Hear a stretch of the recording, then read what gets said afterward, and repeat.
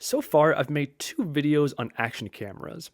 The first was on the key weakness people have been reporting in regards to GoPro, and the other was my follow-up on the best GoPro alternatives. These ended up being two of my best performing videos on the channel, so today we're back at it again, but this time focusing on these. This is the budget side of the action camera market, and there's a lot of lesser known brands selling action cameras on Amazon. I'm sure you've come across these before. They look just like more popular brands, have similar headline features like 4K recording, and cost a fraction of name brands like GoPro, DJI, and Insta360. So today we will be exploring this market segment, identify their capabilities, and ultimately see if these cameras are a good deal or a waste of money. If you enjoy, consider dropping a like, subscribing for more, and let's do this. I've identified the leading brand in this market segment as Acasso. You can find other random names mixed in, but for the most part, if you're trying to avoid the big, more expensive brands, Acasso dominates the field. A major reason for this is because they don't just sell one or two action cameras. If you come over to their website, we can see 13 different models split into three categories: the EK7000, V50, and Brave series. And this leads me to my first pain point. Even while using the side-by-side comparison tool on their website, there simply isn't that much different between the models. The most basic camera they sell still has many of the same features as the more expensive models, including 4K video, electronic image stabilization, a variety of shooting modes, 20 megapixel photos, and waterproofing. I simply don't understand why they need so many cameras with nearly identical features and price points. Some of the cameras are literally separated from one another by as little as one feature and a couple of dollars. So to avoid wasting time evaluating 13 nearly identical cameras, we need to select the single best overall option to represent this category. Now, I did manage to identify some differences between the models, and they are as following: electronic image stabilization 2.0, better waterproofing, external mic support, and the displays. And this led me to the Brave 4 Pro.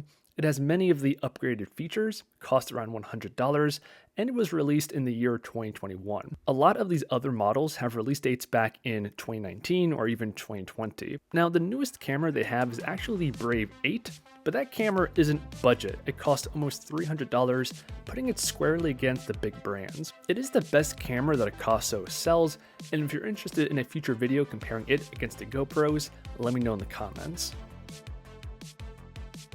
So the Brave 4 Pro will be the acting representative for Acasso's budget action cameras with the following specs: a 2-inch touchscreen, a secondary front-facing display, a 1350 mAh battery, 4K 30 FPS, 1080p 120 FPS, 20 megapixel JPEG, and electronic image stabilization 2.0. And then there's other smaller features like time-lapse, waterproofing up to 131 feet, and Wi-Fi. I do want to point out that this uses micro USB, not USB Type-C. And if you want to use an external mic, it needs to be the one they sell.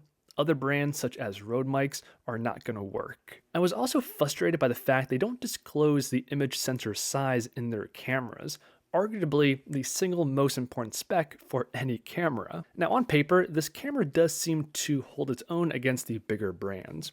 So the DJI Action 3, for example, has some advantages like 4K 120 FPS, horizon leveling, a bigger 1/1.7 inch sensor, and a convenient magnetic mounting system. But to get those benefits, you have to spend about 3 times more. So the question is the Acasso good enough? To know for sure, we need to look at the footage. The key things to note are the image quality and image stabilization. And it immediately became apparent to me that not all 4K is created equal. The Acasso looks okay with sharpness, dynamic range, but the DJI, the GoPro are just on another level. No action camera is particularly good in low light, but here the Acasso completely falls apart to the point I would call it unusable. Now here on the other hand is some nighttime riding footage I captured using my DJI Action 2, and it's not great, but I would call it usable. And the other thing to note here is that GoPro, DJI, and Insta360 have made huge strides in image stabilization over the past couple of years. Okay, this is the DJI Action 2 with no stabilization. Moving the camera. Okay, same thing but with rock steady. This is how it looks. And finally, this is horizon leveling. It should be the absolute smoothest. And if I rotate the camera, it should be completely level. This level of stabilization is an absolute game changer. Even setting aside the horizon leveling, the basic stabilization turns otherwise shaky, unpleasant footage into something that looks like it was gimbal stabilized. It's absolutely phenomenal. Acasso tries to keep up with their EIS 2.0, and it definitely works over, non-stabilized footage, but it simply can't hold a candle to the big brands. Now, my first action camera was the GoPro Hero 5 Session, released back in 2016. It's definitely showing its age, but it was good enough for me to start this YouTube channel with that camera. And in my opinion, the Acasso has a very similar image and stabilization to that older GoPro. Now, to be honest, I didn't fully realize just how much better the new action cameras were until I upgraded to the DJI Action 2 just a couple of months ago. And now, I will never go back. My audience here on YouTube is starting to grow, and I feel obligated to deliver the most crisp, smooth viewing experience I possibly can. So when it comes to these cameras, you have to ask yourself, why do you want an action camera?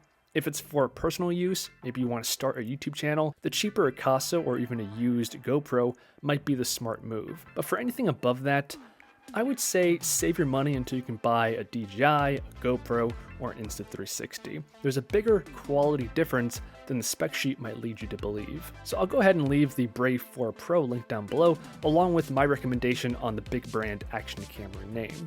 If you guys enjoyed, I appreciate a like, subscribe for more, and I'll see you guys in the next one.